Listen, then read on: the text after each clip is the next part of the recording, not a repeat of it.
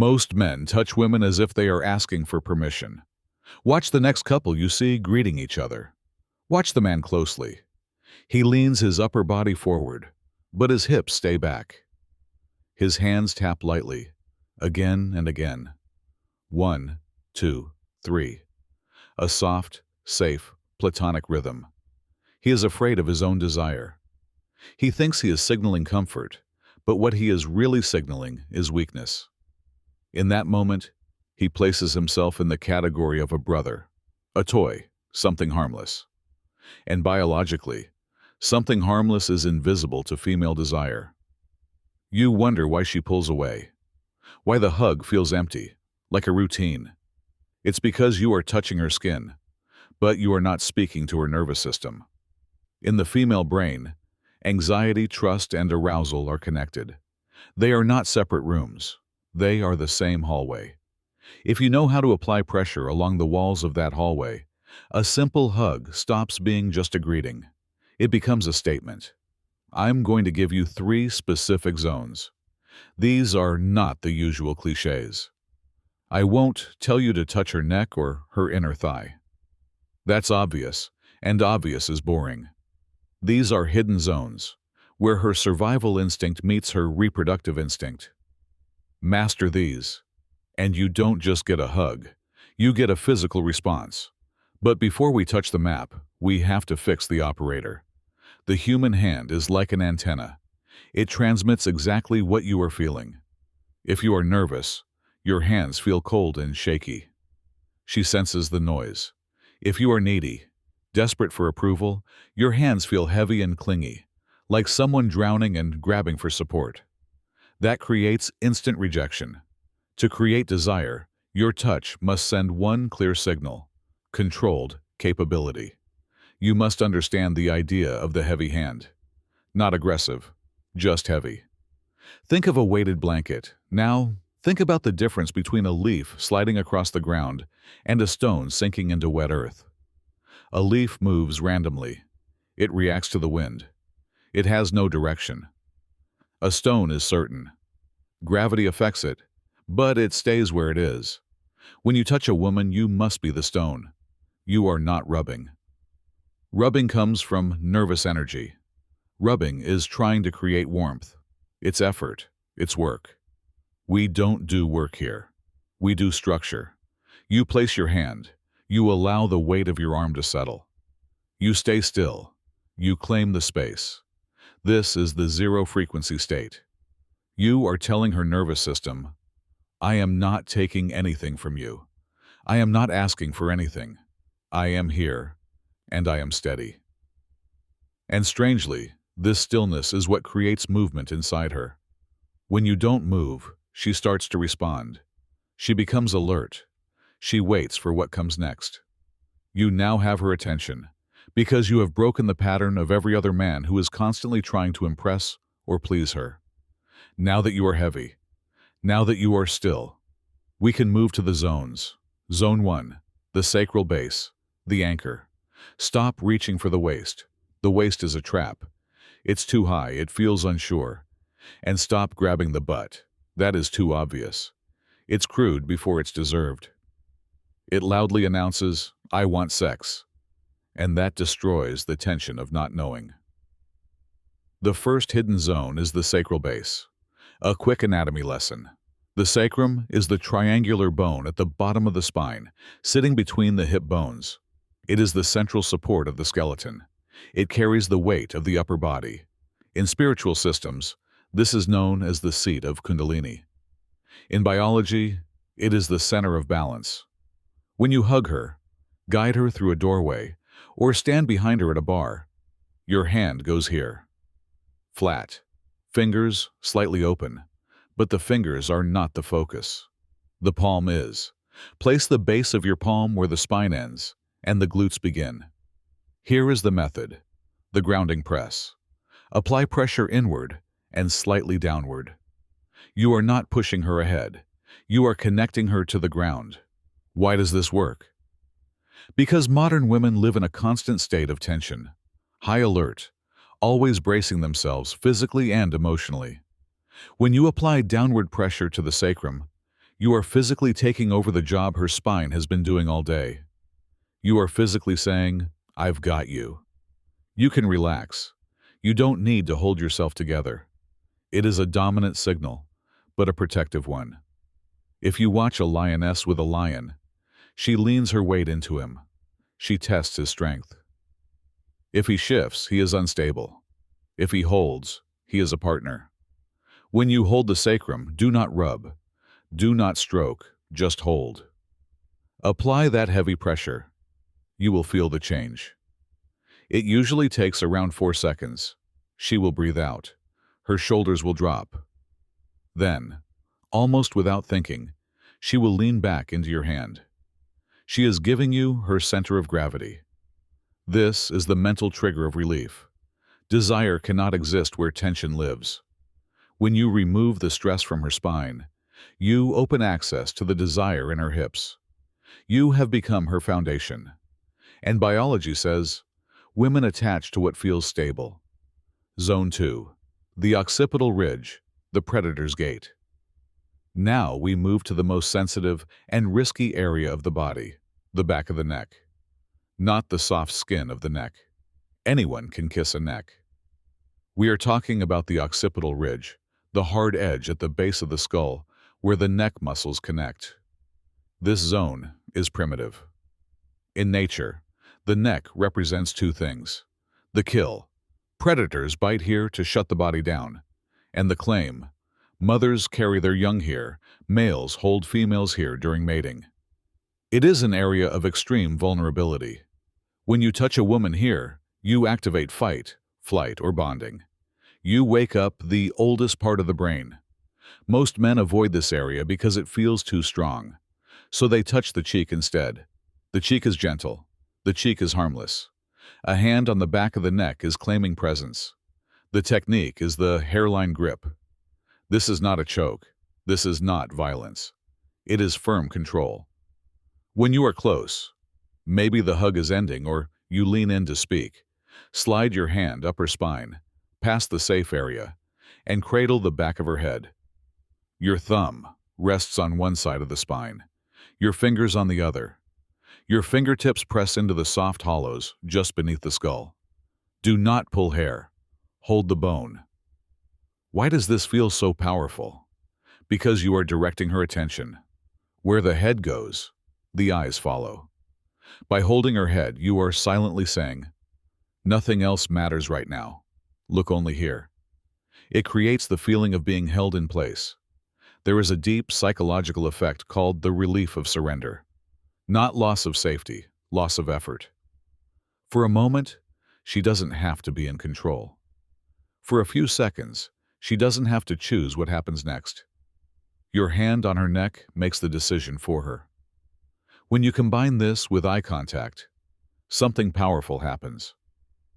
If you hold the back of her neck and let your eyes rest on her lips, you create a loop of anticipation. Pressure on the occipital nerves releases tension in the jaw. You can test this on yourself. Massage the base of your skull and notice what happens. Your jaw loosens. A relaxed jaw is a physical signal that comes before surrender and oral openness. Without saying anything, you are preparing her body for closeness. This must be used carefully. If you do it too often, it loses its effect. It turns into force instead of presence. Do it once at the emotional peak. Hold, apply a gentle squeeze, then release. When your hand leaves, the absence will feel colder than the touch itself. She will notice the missing weight. That sense of absence plants the seed of fixation. Now pause. You might be asking yourself, can I do this on a first date? Is this too intense? If you're asking, you're not paying attention. These are not switches you flip to get a reward. This is not a trick. This is a language. If you shout this language at a stranger, you will be rejected. If you whisper it in the right moment, you change the situation. The key is certainty. If you hesitate when reaching for her neck, you appear unsafe. If you move with total confidence, you appear grounded and capable. Hesitation is the problem. Hesitation creates discomfort. Fast movements kill tension. Slow movements create it. But that tiny pause between wanting to act and actually acting, that hesitation, is what breaks attraction. Remove the delay between desire and action. If you want to touch her, do it. If you don't, then don't. But never almost touch her. Zone 3. The costal margin. The breath gate. We have the anchor at the sacrum. We have the command point at the neck. Now, we need the engine. The costal margin is the edge of the rib cage. Specifically, the floating ribs on the sides of the body, just above the soft area of the waist. Why here? Because this is where the diaphragm connects. This is the system that controls breathing. When people hug, they usually wrap their arms around the shoulders, the upper back, or the waist, soft areas. The ribs are solid structure, but they still expand and contract with every breath. The technique is called the restriction sink. When you hold her, place your hands flat on the sides of her ribs, not on the waist. Higher, on the rib cage itself. Spread your fingers so you cover as much surface as possible. Now focus on her breathing. You will feel her rib cage push outward into your palms. Here is the detail that most men will never understand. Slightly limit that expansion. Not squeezing, not hurting. Just enough resistance that she has to push a little harder to take a full breath against your hands. Then, when she exhales, tighten your grip just enough to follow the ribs as they move inward. You are directly influencing her automatic nervous system. By gently limiting the breath, you create a small spike of adrenaline. The body feels, I am being restrained, but the mind knows, I am safe with him. This clash, danger signals from the body, safety signals from the mind, creates mental tension. And how does the brain resolve that tension in a romantic moment? It labels as passion. I can't breathe when I'm with him. That is a real physical feeling turned into a romantic sentence. Make it real. Hold her ribs. Be the corset. Control the rhythm of the hug. If she tries to pull away, hold her for a tiny moment longer. Just a fraction of a second.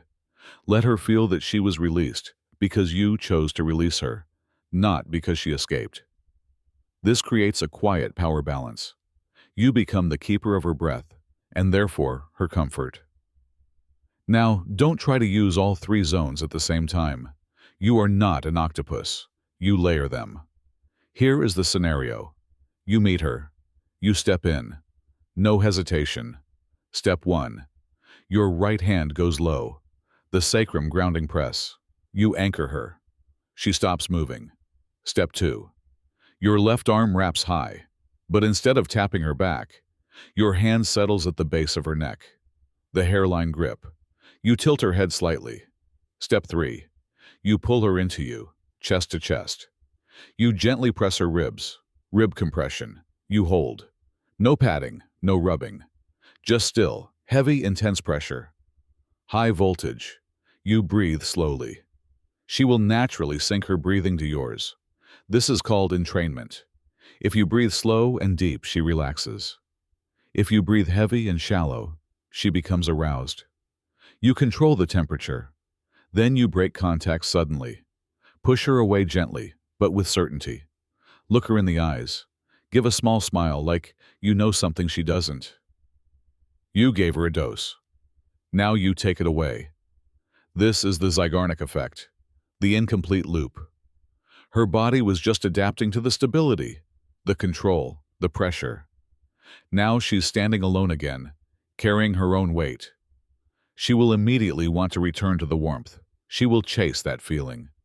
The touch itself is only half the strategy. The other half is what happens when you stop. Most men linger. They slowly pull their hands away because they need the moment to continue. That need kills tension. You must be the one who ends it. Always leave while the energy is still high. When you release her, create space immediately. Step back. Don't look down. Look directly into her eyes. This creates a vacuum. Nature hates a vacuum. She will instinctively step forward to close the distance. If she steps forward, you have won. She is now pursuing you. This is the difference between harassment and seduction. Harassment is pushing yourself onto someone who is moving away. Seduction is creating space so that someone moves toward you on their own. By using these three zones, the sacrum for safety, the nape for dominance, and the ribs for breath, you create a space where she feels small, protected, and claimed. In a world where men are becoming passive, soft, and afraid of their own presence, the man who touches with intention stands out. The man who is not afraid of the female nervous system feels almost magical. Why does this work?